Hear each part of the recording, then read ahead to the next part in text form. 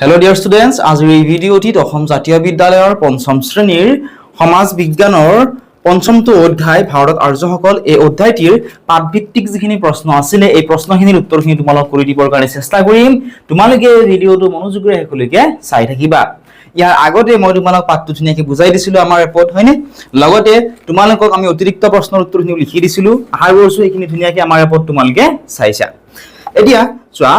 ইয়াৰে পাঠভিত্তিক প্ৰশ্নৰ 1 নম্বৰত আমাক কি দিছিলে চোৱা, 1 নম্বৰত দিছিলে উত্তৰ লিখা। অৰ্থাৎ কেইটামান প্ৰশ্ন দিছিল, সেই প্ৰশ্নকেইটাৰ উত্তৰ আমাক লিখিবৰ কাৰণে কৈছিলে। এতিয়া ফাৰ্স্ট কোৱেশ্চনটো কি আছিল চোৱা, 1 নম্বৰৰ কোটো কোৱেশ্চনটো আছিল যে আৰ্যসকলে ভাৰতত কোন দিশেৰে প্ৰৱেশ কৰিছিলে। আৰ্যসকলে ভাৰতত কোন দিশেৰে প্ৰৱেশ কৰিছিলে আমাক সুধিছে। আমি কিতাপখনতো ধুনীয়াকৈ পাইছিলো যে প্ৰায় খ্ৰীষ্টপূৰ্ব 2000 খ্ৰীষ্টপূৰ্বৰ পৰা 1500 খ্ৰীষ্টপূৰ্বৰ ভিতৰত আৰ্যসকল উত্তৰ পশ্চিম দিশে কি কৰিছিলে, আমাৰ ভাৰতবৰ্ষত প্ৰৱেশ কৰিছিলে। মানে ইমান দীঘলকৈ লিখাৰ প্ৰয়োজন নাই, ডাইৰেক্টলি যেহেতু সুধিছে আৰ্যসকল ভাৰতত কোন দিশেৰে প্ৰৱেশ কৰিছিল, তোমালোকে লিখিবা উত্তৰ পশ্চিম দিশে। আৰ্যসকলে ভাৰতত যে আমাৰ উত্তৰ পশ্চিম দিশ আছে এই উত্তৰ পশ্চিম দিশেৰে প্ৰৱেশ কৰিছিলে। আশা কৰিছো ধুনীয়াকৈ তোমালোকে বুজি পালা। এতিয়া নেক্সট 6 নম্বৰ প্ৰশ্নটো চোৱা, কি দিছিলে খ্ৰীষ্টপূৰ্ব কিমান শতিকা পৰ্যন্ত আৰ্যসকলে ভাৰতত প্ৰৱেশ কৰিছিলে। খ্ৰীষ্টপূৰ্ব কিমান শতিকা পৰ্যন্ত আৰ্যসকলে ভাৰতত প্ৰৱেশ কৰিছিল সেয়া আমাক সুধিছে। গতিকে এনেধৰণে লিখিবা যে প্ৰায় 2000 খ্ৰীষ্টপূৰ্বৰ পৰা 1500 খ্ৰীষ্টপূৰ্বৰ ভিতৰত আৰ্যসকল ভাৰতত প্ৰৱেশ কৰিছিল। ঠিক আছে, এনেকুৱা ধৰণে তোমালোকে লিখিবলৈ পাৰিবা।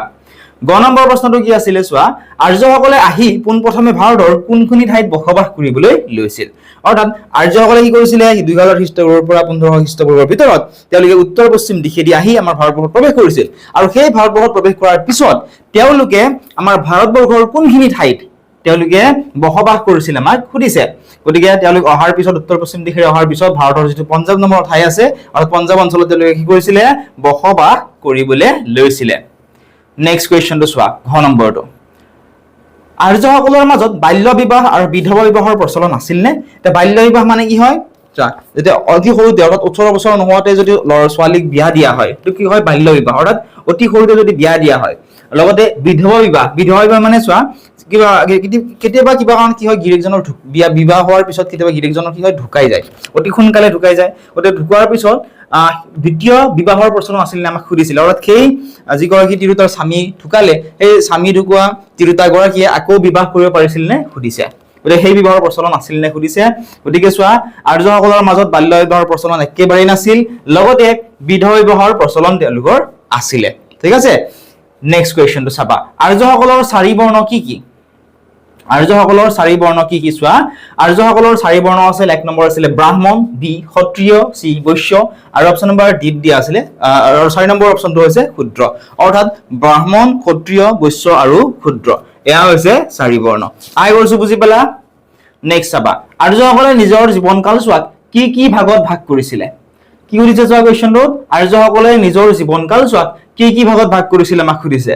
আৰ্যসকলে নিজৰ জীৱনকাল সাধাৰণ চোৱা মানুহ কিমান বছৰ জীয়াই থাকে, 100 বছৰলৈকে জীয়াই থাকে সাধাৰণতে হয়নে। গতিকে এই জীৱনকাল চোৱাত কিমানটা ভাগ কৰিছে আমাক সুধিছে। তেওঁলোকে 4টা ভাগ কৰিছিলে। ইয়াৰ এটা ভাগ হৈছে ব্ৰহ্মচৰ্য, আনটো ভাগ হৈছে গাৰ্হস্থ, নেক্সট হৈছে বানপ্ৰস্থ আৰু এটা হৈছে সন্ন্যাস। ঠিক আছে, এনেধৰণে তোমালোকে লিখি ল'বা। নেক্সট চাবা, আৰ্যসকলৰ মূল জীৱিকা কি আছিল। এতিয়া তোমালোকে যদি আৰ্যসকলৰ জীৱনকালত কি কি ভাগ কৰা হৈছিল বা ব্ৰহ্মচৰ্য বুলি কোনখিনি সময় কোৱা হয় সেইখিনি যদি জানিব বিচৰা তোমালোকে আগৰ যিটো এক্সপ্লেনেশ্যন কৰা ভিডিঅ' আছে সেইটো তোমালোকে চাই ল'বা। নেক্সট কুৱেশ্যনটো আছিল আৰ্যসকলৰ মূল জীৱিকা কি আছিল। তেওঁলোকে জীৱিকা অৰ্থাৎ জীয়াই থাকিবৰ কাৰণে তেওঁলোকে কি কাম কৰিছিল, মূল জীৱিকা পদ্ধতি তেওঁলোকৰ কি আছিলে সুধিছে। আৰ্যসকলৰ মূল জীৱিকা আছিল পশুপালন। পশুপালন মানে তেওঁলোকে গৰু, ভেড়া, ছাগলী আদিবোৰ তেওঁলোকে কি কৰিছিলে পালন কৰিছিলে। লগতে তেওঁলোকে কি কৰিছিলে কৃষি কাৰ্য কৰিছিল, বিভিন্ন ধৰণৰ খেতি বাতিও তেওঁলোকে কৰিছিলে। আশা কৰিছো বুজি পাইছা। নেক্সট চাবা, আৰ্যসকলে বস্তু বিনিময়ৰ বাবে কি ব্যৱহাৰ কৰিছিল। আৰ্যসকলে বস্তু বিনিময়ৰ কাৰণে কি ব্যৱহাৰ কৰিছিলে। আৰ্যসকলে বস্তু বিনিময়ৰ বাবে প্ৰথমতে গৰু ব্যৱহাৰ কৰিছিল আৰু পিছলৈ নিষ্কা নামৰ সোণৰ মোহৰ ব্যৱহাৰ কৰিছিলে। চোৱা আজিকালি যেনেকুৱা আমি পইচা দিলে যিকোনো বস্তু পাওঁ, কিতাপ এখন লাগে পইচা দিলেই হ'ল, ধৰা মোক ধৰা ঘড়ী এটা লাগে পইচা দিলে আমি কি পাই যাওঁ, এই বস্তুটো আমি পাই যাওঁ। কিন্তু আগৰ দিনত তেনেকুৱা নাছিলে। আগৰ দিনত কি কৰা হৈছিল বস্তু বিনিময় কৰা হৈছিল হয়নে। কি কৰা হৈছিল বস্তু বিনিময় কৰা হৈছিলে। যেনে ধৰা কাৰোবাৰ লগত ধান আছে, কাৰোবাৰ লগত মাহ আছে হয়নে, কাৰোবাৰ ঘৰত ধান আছে, কাৰোবাৰ ঘৰত মাহ আছে। ধৰি লোৱা ধান থকা মানুহজনক মাহ লাগে, মাহ থকা মানুহজনক ধান লাগে। গতিকে কি কৰিব পাৰে বস্তুৰ সলনি বস্তু আদান প্ৰদান কৰাৰ যিটো প্ৰক্ৰিয়া হয়নে বস্তুৰ সলনি বস্তু আদান প্ৰদান কৰাৰ যিটো প্ৰক্ৰিয়া সেই প্ৰক্ৰিয়াটো কি বুলি কোৱা হয় বিনিময় বুলি কোৱা হয় ঠিক আছে গতিকে আৰ্যসকলে বস্তু বিনিময়ৰ কাৰণে তেলে কি কৰিছিলে গৰু ব্যৱহাৰ কৰিছিল কাৰণ বিনিময় পথত বহুত অসুবিধাৰ সন্মুখীন হ'বলগীয়া হৈছিল কাৰণ নিজক লগা বস্তুটো সহজতে পোৱা নগৈছিল হয়নে গতিকে বিনিময় পথাৰ বাবে তেওঁলোকে কি কৰিছিলে তাৰপিছত গৰু ব্যৱহাৰ কৰিছিল আৰু গৰুৰ সলনি তেওঁলোকে বস্তু আদান প্ৰদান কৰিছিলে আৰু পিছলৈ নিষ্কা নামৰ সোণৰ মোহৰ ওলাইছিল সেই সোণৰ মোহৰ তেওঁলোকে ব্যৱহাৰ কৰিছিলে নিষ্কা কি নিষ্কা হৈছে এবিধ সোণৰ মোহৰ যাক পিছৰ সময়ত বিনিময়ৰ মাধ্যম হিচাপে ব্যৱহাৰ কৰা হৈছিল ঠিক আছে আশা কৰিছো বুজি পাইছা ধুনীয়াকৈ কিবা যদি বুজি নোপোৱা থাকে আমাক সুধিবৰ কাৰণে নাপাহৰিবা আমি ধুনীয়াকৈ আকৌ বুজাই দিবৰ কাৰণে তোমালোকক চেষ্টা কৰিম কিন্তু তোমালোকে পাঠটো বুজাই দিয়াৰ ভিডিঅ'টোৰ লগতে অতিৰিক্ত প্ৰশ্নৰ উত্তৰখিনি তোমালোকে চাবলৈ নাপাহৰিবা এইখিনি বহুত বেছি ইম্পৰ্টেন্ট হয় নেক্সট চোৱা আৰ্যসকলে প্ৰধান দেৱী হিচাপে কাক পূজা কৰিছিল সুধিছে আৰ্যসকলে প্ৰধান দেৱী হিচাপে কাক পূজা কৰিছিলে চোৱা আৰ্যসকলে প্ৰধান দেৱী হিচাপে উষা আৰু অদিতিক তেওঁলোকে কি কৰিছিলে পূজা কৰিছিলে নেক্সট চাবা আৰ্যসকলৰ আদি গ্ৰন্থনো কি আৰ্যসকলৰ আদি গ্ৰন্থ বা প্ৰধান গ্ৰন্থ কি হয় বেদ আৰ্যসকলৰ আদি গ্ৰন্থ কি আৰ্যসকলৰ আদি গ্ৰন্থ বা প্ৰধান গ্ৰন্থ হৈছে বেদ ঠিক আছে এটা আমি নেক্সট কুৱেশ্যনটো চাম কুৱেশ্যন নম্বৰ ঠিক আছে বেদৰ আন এটা নাম কি হয় বেদৰ আন এটা নাম হৈছে শ্ৰুতি বেদৰ আন এটা নাম কি হয় বেদৰ যেটা আন এটা নাম হেয়া হৈছে শ্ৰুতি এটো তোমালোকে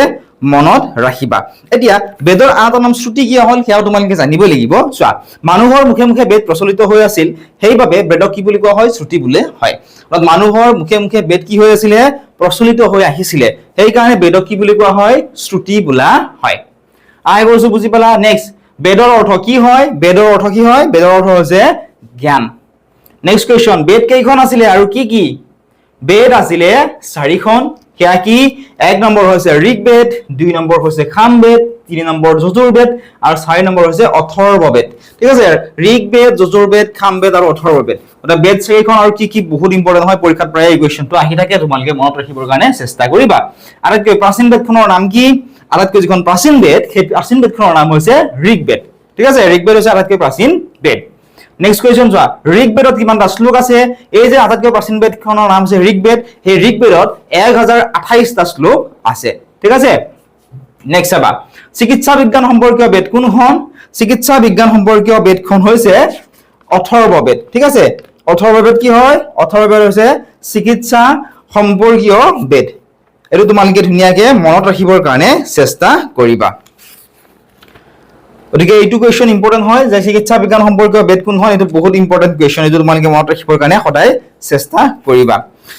নেক্সট কোৱেশ্চনটো চোৱা আৰ্যসকলৰ 4খন বেদৰ উপৰি 3খন উল্লেখযোগ্য গ্ৰন্থৰ নাম লিখা আৰ্যসকলৰ 4খন বেদৰ উপৰি 3খন উল্লেখযোগ্য গ্ৰন্থৰ নাম লিখিব কৈছে হেয়া আছিল এখন আছিল ব্ৰাহ্মণ আনখন আছিল আৰণ্যক আৰু আনখন আছিল উপনিষদ ঠিক আছে নেক্সট কোৱেশ্চন চোৱা দশমিক সংখ্যাৰ ধাৰণা প্ৰথমতে কোড হৈছিল দশমিক সংখ্যাৰ যি ধাৰণা সেই দশমিক সংখ্যাৰ ধাৰণা প্ৰথমতে আমাৰ ভাৰতবৰ্ষতে হৈছিল এতিয়া নেক্সট কোৱেশ্চনটো চাবা কোৱেশ্চনটো কি আছিল চোৱা বেদৰ উপৰি 4খন উপবেদ কি আছিল বেদৰ উপৰি কি আছিল 4খন উপবেদ আছিল সেই 4খন উপবেদৰ নাম মা কোৱেশ্চনটোত সুধিছে সেইখন আছিল এখন আয়ুৰ্বেদ এখন হৈছে ধনুৰ্বেদ এখন হৈছে গন্ধৰ্ববেদ আৰু এখন হৈছে স্থাপত্য বেদ এই কেইখন হৈছে 4খন উপবেদৰ নাম নেক্সট কোৱেশ্চনটো চাবা আৰ্যসকলৰ বিষ আৰু জন কি হয় আৰ্যসকলৰ বিষ আৰু জন কি চা কেইবাটাও পৰিয়াল মিলি কি হৈছিল এখন গাঁও হৈছিল হয়নে আজিকালি যেনেকুৱা কেইবাটাও পৰিয়াল মিলি কি হয় এখন গাঁও হয় বহু কেইটা পৰিয়াল লগ লাগি হৈছে এখন গাঁও হৈছে হয়নে একে ধৰণে সেই সময়তো কি হৈছিল কেইবাটাও পৰিয়াল মিলি গাঁও হৈছিল আৰু বহু কেইখন গাঁও মিলি বা কেইবাখনো গাঁও মিলি কি হৈছিল বিষ হৈছিল আৰু কেইবাটাও বিষ মিলি কি হৈছিল জন গঠন কৰিছিল চোৱা কেইবাটাও পৰিয়াল মিলি কি হৈছিল এখন গাঁও গঠন হৈছিল আৰু কেইবাখন গাঁও মিলি কি গঠন হৈছিল বিষ আৰু কেইবাটাও বিষ মিলি জন গঠন হৈছিল আই কৈছো বুজি পাইছা নেক্সট আৰ্যসকলৰ পৰিয়ালৰ মূল মানুহজনক কি বোলা হয় আৰ্যসকলৰ পৰিয়ালৰ জন মূল মানুহ সেই মূল মানুহজনক গৃহপতি বোলা হয় আৰু গৃহপতিৰ নিৰ্দেশতে ঘৰৰ সকলো কাম-কাজ চলিছিল হয়নে কত কিমানখিনি বস্তু লাগিব খোৱা খাদ্যৰ অভাৱ আছে নেকি বা যিবিলাক ডিসিশন লোৱা হয় গৃহপতিয়ে সেই ডিসিশন বিলাক লৈছিল গতিকে পৰিয়ালৰ জন মূল মানুহ তেওঁ গৃহপতি বোলা হৈছিল আৰ্যসকলৰ গাঁৱৰ মূল মানুহজনক কি বোলা হয় আৰ্যসকলৰ চোৱা কেইবাটাও পৰিয়াল মিলি কি হৈছিল গাঁও গঠন হৈছিল সেই গাঁৱৰ যিজন মূল মানুহ সেই মূল মানুহজনক ব্ৰাহ্মণী বোলা হয় অৰ্থাৎ গাঁৱত যদি কিবা অসুবিধা হয় বিপদ আপদ হয় তেতিয়া হলে সেই গ্ৰামনিৰ ওচৰলৈকে যোৱা হৈছিলে ঠিক আছে নেক্সট আৰ্যসকলৰ বিখৰ মূল মানুহজনক কি বোলা হৈছিল আৰ্যসকলৰ বিখৰ মূল মানুহজন ঠিক আছে বিখ কি আছিলে চোৱা বিখ কি আছিলে কেইবাটাও পৰিয়াল মিলি গাঁও হৈছিল কেইবাখনো গাঁও মিলি বিখ হৈছিলে গতিকে এই আৰ্যসকলৰ বিখৰ যি মূল মানুহজন অৰ্থাৎ বহু এখন গাঁও মিলি কি হৈছিলে বিখ এখন হৈছিল তে বিখৰ সেই মূল মানুহজনক কি বুলি কোৱা হয় বিখপতি বোলা হৈছিলে নেক্সট কোৱেশ্চন চাবা আৰ্যসকলৰ জনৰ মূল মানুহজনক কি বোলা হয় আৰ্যসকলৰ জনৰ মূল মানুহজনক চোৱা আৰ্যসকলৰ জনৰ কেইবাটাও বিখ লগ লাগি আকৌ কি হৈছিলে কেইবাটাও বিখ লগ লাগি আকৌ জন হৈছিলে হয়নে গতিকে আমাক কোৱেশ্চনত কি সুধিছিলে চোৱা কোৱেশ্চনত আমাক সুধিছিলে যে আৰ্যসকলৰ এয়া জনৰ মূল মানুহজনক কি বোলা হয় তে আৰ্যসকলৰ জনৰ জন মূল মানুহ তেওঁক ৰাজন বোলা হৈছিলে ঠিক আছে এটো মনত ৰাখিবা তোমালকে তেওঁক ৰাজন বুলি কোৱা হৈছিল এতিয়া নেক্সট কোৱেশ্চনটো চাবা ৰামায়ণ আৰু মহাভাৰত কেতিয়া ৰচনা কৰা হৈছিল ৰামায়ণ আৰু মহাভাৰত হয়নে তোমালকে নিশ্চয় ধুনিয়াকৈ তোমালকে প্ৰত্যেকই জানা হয় ৰামায়ণ মহাভাৰতৰ বিষয়ে আৰু ৰামায়ণ আৰু মহাভাৰত কেতিয়া ৰচনা হৈছিল বৈদিক যুগৰ শেষৰ ফালে ৰামায়ণ আৰু মহাভাৰত ৰচনা কৰা হৈছিল নেক্সট কোৱেশ্চন চোৱা মহাকাব্য যুগৰ পিছৰ উল্লেখযোগ্য ৰচনাসমূহ কি কি মহাকাব্য যুগৰ পিছৰ উল্লেখযোগ্য যিসমূহ ৰচনা এই ৰচনাসমূহৰ নাম আমাক কোৱেশ্চন সুধিছে ধুনিয়াকৈ লিখিবা যে মহাকাব্য যুগৰ পিছত উল্লেখযোগ্য ৰচনাসমূহৰ ভিতৰত পুৰাণসমূহ বিশেষভাৱে উল্লেখযোগ্য নেক্সট কোৱেশ্চন চোৱা এটা পুৰাণ কিমান হন পৰীক্ষাত আহি থাকে পুৰাণ কিমান হন পুৰাণ হৈছে 18 খন এটো মনত ৰাখিবা পৰীক্ষাৰ কাৰণে বহুত বেছি ইম্পৰ্টেন্ট হয় পুৰাণ হৈছে 18 খন নেক্সট কোৱেশ্চন চোৱা আৰ্যসকলে যাতায়াতৰ বাবে কি ব্যৱহাৰ কৰিছিলে যে আৰ্যসকলে যাতায়াতৰ বাবে অৰ্থাৎ যাতায়াত মানে কি জানা নহয় যাতায়াত মানে হৈছে এঠাইৰ পৰা আন ঠাইলৈ যাবৰ কাৰণে আজিকালি যেনেকৈ আমি কি ব্যৱহাৰ কৰো সাইকেল ব্যৱহাৰ কৰো মটৰ গাড়ী কাৰ ৰেল গাড়ী আদি ব্যৱহাৰ কৰো এঠাইৰ পৰা আন ঠাইলৈ যাবৰ কাৰণে গতিকে সেই সময়ত যাতায়াতৰ বাবে তেওঁলোকে কি ব্যৱহাৰ কৰিছিল আমাক সুধিছে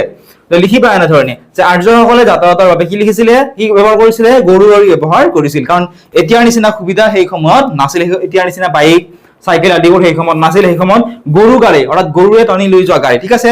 গৰু কি কৰিছিল লৈ গৈছিলে টানি লৈ গৈছিল গৰু গাড়ী সেই গৰু গাড়ী তেওঁলোকে ব্যৱহাৰ কৰিছিল এঠাইৰ পৰা আন ঠাইলৈ যাবৰ কাৰণে বা বয় বস্তু এঠাইৰ পৰা আন ঠাইলৈ কঢ়িয়াবৰ কাৰণে নেক্সট কোৱেশ্চন চাবা আৰ্যসকলৰ মুখ্য বিচাৰপতিজন কোন আছিল আৰ্যসকলৰ জন মুখ্য বিচাৰপতি সেইজন কোন আছিল ৰাজন আছিল ঠিক আছে মুখ্য বিচাৰপতি ৰাজন আছিল এটো মনত ৰাখিবা ইম্পৰ্টেন্ট আৰ্যসকলে অগ্নিৰ পিছত কাক গুৰুত্ব দিছিল আৰ্যসকলে অগ্নিৰ পিছত কাক গুৰুত্ব দিছিল বৰুণক গুৰুত্ব দিছিল ঠিক আছে আৰ্যসকলে অগ্নিৰ পিছত বৰুণক গুৰুত্ব দিছিল নেক্সট 2 নম্বৰ প্ৰশ্নটো চমুকৈ উত্তৰ লিখিব দিছিল আৰ্যসকলৰ সীমা ক'ৰ পৰা কলৈকে আছিল কাৰণ আৰ্যসকলে কি আছিল উত্তৰ পশ্চিম দিশে আমাৰ ভাৰতত আহি প্ৰৱেশ কৰিছিল প্ৰথমতে তেওঁলোকে পঞ্জাৱত বসতি স্থাপন কৰিছিল আৰু তাৰ পিছত তেওঁলোকৰ যেতিয়া জনসংখ্যা বাঢ়িল বা খোৱা খাদ্যৰ অভাৱ হ'ল তেওঁলোকে বিভিন্ন কাৰণত কি হ'ল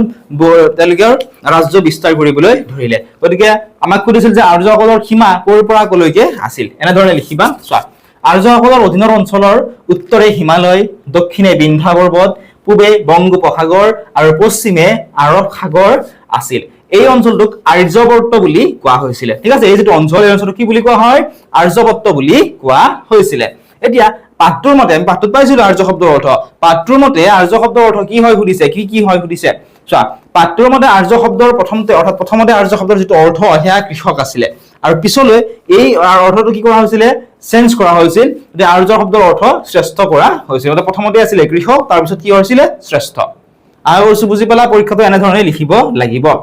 নেক্সট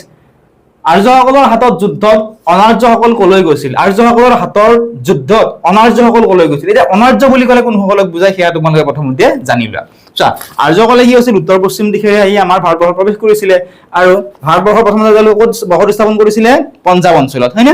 পঞ্জাৱ অঞ্চলত যিখিনি মানুহ আগৰ পৰা আছিল সেই মানুহখিনি হৈছে থলুৱা মানুহ হয়নে যিখিনি মানুহ পঞ্জাৱ অঞ্চলত কি আছিল আগৰে পৰাই আছিল গতিকে আৰ্যসকলে কি কৰিছিল সেই যিখিনি থলুৱা মানুহ আছিল থলুৱা মানুহখিনিক তেওঁলোকে কি বুলি কৈছিল ন আৰ্য বা অনাৰ্য বুলি তেওঁলোকে কৈছিল The question আমাক খুদিছে যে আৰ্যসকলৰ হাতত সেই আগৰ পৰা যিখিনি মানুহ আছিল থলুৱা মানুহ যিখিনি আছিল সেই থলুৱা মানুহখিনি কলৈ গৈছিল চোৱা বিভিন্ন কাৰণত কি হৈছিল তেওঁলোকৰ মাজত যুদ্ধ বিগ্ৰহ হৈছিল হয়তো থকা ঠাইৰ অভাৱত হ'ব পাৰে বা খোৱা খাদ্যৰ অভাৱত হ'ব পাৰে বা বিভিন্ন কাৰণত তেওঁলোকৰ মাজত কি হৈছিল বহু বছৰ ধৰি